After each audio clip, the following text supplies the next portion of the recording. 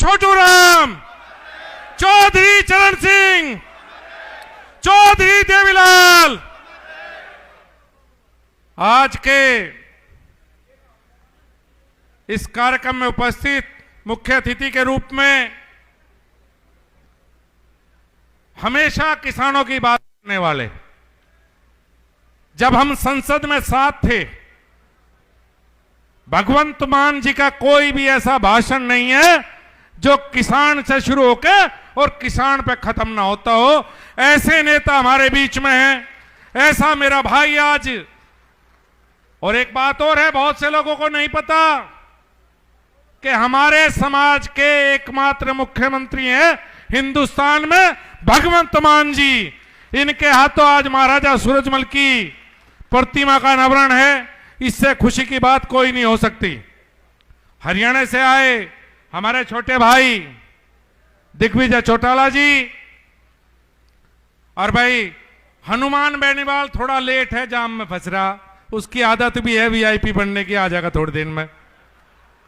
भाई हम 3 दोस्त स्वागत करते पार्लियामेंट में, मैं, भगवंत मान और हनुमान बेनीवाल। भगवंत मान को तो बना दिया पंजाब उन्होंने मुख्यमंत्री, और मुझे भेज दिया मुजफ्फरनगर लोकसभा उन्होंने कुटुबा कुटुबी गांव में वापस, और हनुमान अभी सांसद के रूप में बचा हुआ है। भाई महाराजा सूरजमल के बारे में क्या कहूं, ये पहली मूर्ति है महाराजा सूरजमल की पूरे उत्तर प्रदेश में। मैं जब जब राजस्थान जाता था तो मेरा सवाल होता था कि भाई चौधरी चरण सिंह की प्रतिमा राजस्थान में क्यों नहीं है।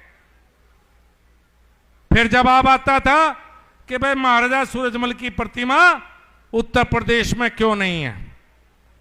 मैं आज धन्यवाद दूंगा समस्त सकौती गांव को जो आज मेजबान की भूमिका है, अपने छोटे भाई मनु चौधरी दांतल को, राम अवतार पलसानिया जी को, जिनके सहयोग से आज ये महान कार्य, आज मैं महान कार्य कहूंगा कि महाराजा सूरजमल की प्रतिमा का आज सकौती गांव में अनावरण है। मैं सकौती गांव कर अपने दोनों छोटे भाइयों का धन्यवाद करता हूं, अभिनंदन करता हूं। और आज बहुत दिनों बाद मेरठ की सड़कों पर ट्रैक्टर भी दिखाई दिए, हमारे बहुत दिनों बाद ट्रैक्टर दिखाई दिए। महाराजा सूरजमल क्या थे, 80 लड़ाइयां लड़ी, 80 अपराजय योद्धा, किसी लड़ाई में नहीं हारा। और आखिर में बलिदान कहां हुए, उत्तर प्रदेश में हिंडन के किनारे। जब दिल्ली पर आक्रमण किया था, डेरा डाले हुए थे, मुगलों की फौज के द्वारा रात के समय धोखे से महाराजा सूरजमल की हत्या की गई। उनका बलिदान कहीं हुआ है तो उत्तर प्रदेश में उनका बलिदान हुआ। और उनके बलिदान के बाद महाराजा जवाहर सिंह, 500 साल मुगलों का राज रहा, दिल्ली कोई नहीं जीत पाया। 500 साल में अगर किसी ने दिल्ली जीती है तो महाराजा जवाहर सिंह के नेतृत्व में जट्टों ने दिल्ली जीती है, और किसी पर दिल्ली नहीं जीती गई। यह हमारा इतिहास है, यह इतिहास है हमारा। और जवाहर सिंह ने जब दिल्ली जीती तो किसके कारण जीती, पंजाब के जट सिख महाराजा जवाहर सिंह के साथ आए तो दिल्ली जीती गई है। अगर दिल्ली जीतने में सबसे बड़ा योगदान है तो पंजाब के हमारे जट सिख भाइयों का सबसे बड़ा योगदान रहा। यह भी इतिहास है कि उनके प्रतिनिधि के तौर पे, यह इतिहास कि उनके उन जट सिखों के प्रतिनिधि के तौर पे आज भगवंत मान हमारे बीच में, यह भी इतिहास जुड़ता चला जाएगा। बहुत बार ये रण सिंह वाले कहां रह गए थे, तो पहले बजने चाहिए थे, तब भी पुलिस ने रोक लिया था क्या भाई। अब यह लड़ाई की रणभेरी है, भगवंत मान जी को सुना दो अड़िया डाल। इस रण सिंह के बिना हमें भी जोश सा नहीं आता, हम भी ढीले रह जा रण सिंह के बिना। राजनीति, बहुत से पत्रकारों ने आज पूछा, बहुत लोगों के पेट में दर्द है कि भाई भगवंत मान पंजाब के मुख्यमंत्री आदमी आम आदमी पार्टी से हैं, हनुमान बेनीवाल जी की अपनी पार्टी है, दिग्विजय चौटाला जी की अपनी पार्टी है, और मैं भारतीय जनता पार्टी में हूं। भाई ये कौन सा समागम हो रहा है? भाई ये हमारे भाईचारे का समागम है, इसमें राजनीति मत ढूंढो। भाईचारा है हमारा, और भाईचारा था, भाईचारा है, और भाईचारा रहेगा।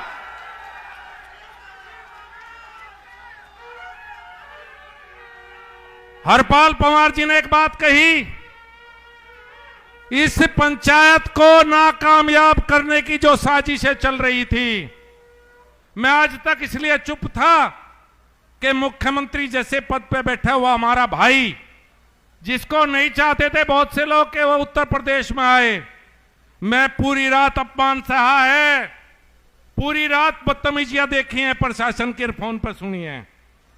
हम इसलिए झुके कि भगवंत मान को आना था, नहीं किसी की औकात नहीं जो मैं झुका दे शासन प्रशासन की।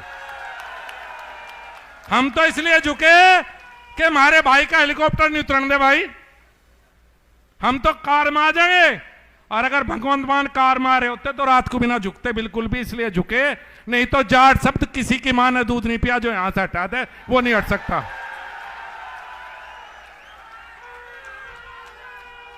कई बार राजनीति हो या सामाजिक जीवन, अपमान सहना पड़ता है, 2 कदम पीछे हटाने पड़े।